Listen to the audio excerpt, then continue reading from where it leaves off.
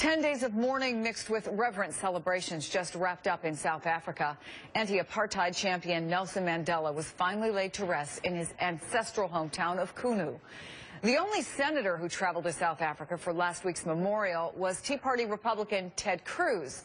He's back in the States now, but for his 40 hours of round-trip travel, he joined a congressional delegation of almost all Democrats. Trapped, you might say, at 30,000 feet with his political foes.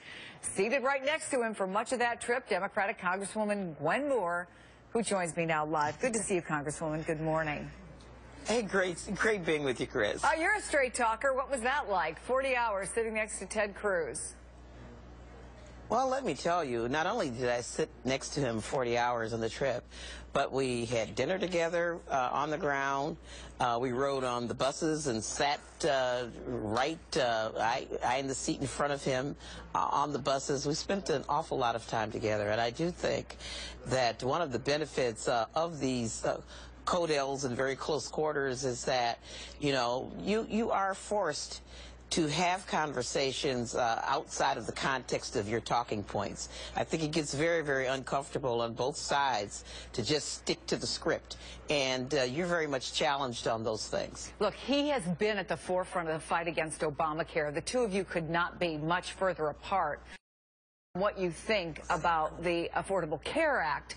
So, I mean, I don't know how much you want to divulge of private conversations, but surely that came up. Oh, absolutely. We talked about the Affordable Care Act. Do you feel any differently control. about him than you did when you went into this? I mean, what was that conversation like? You know, I can tell you that at least as far as I was concerned, as one other member of the delegation pointed out, I was heartfelt, even giving him personal experiences to try to break through just sort of the talking point narrative. And I do think that it's really, I think that he was on the spot because there were many members who were curious about why he would want to take this pilgrimage. Because as you pointed out in your intro, Chris, this was a solemn, it was a hard trip, 40 hours and turning right around. And even the senator had to come right back and vote at 1 a.m. when we landed. And so it was the Congressional Black Caucus and other Democrats. We had Jim McDermott with us. Some of our most senior members, John Lewis and John Conyers, Charlie Rangel, Maxine Waters, people who had actually been active in the anti-apartheid movement. And so there was a lot of curiosity about that. The Affordable Care Act, he sort of stuck to his guns about it, but I do think that we were able to really break through some of the talking points and really challenge them. Really? Do you think that look, nobody's expecting him to suddenly say, I think this is the greatest thing since sliced bread, but you felt like he was listening to you?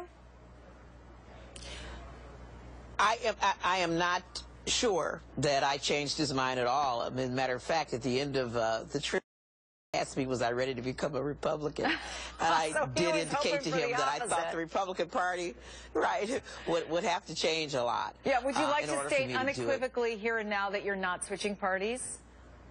I am definitely not going to switch to today's GOP. Well, look, you know, but just let me say. Yeah, go ahead. Chris, I do think that there was a lot of very candid conversation. We were very, very frank about what we saw as being wrong and the contradictions in this notion that you care about people and that you want to help people and want to help people who are down and out and holding positions that the Tea Party hold.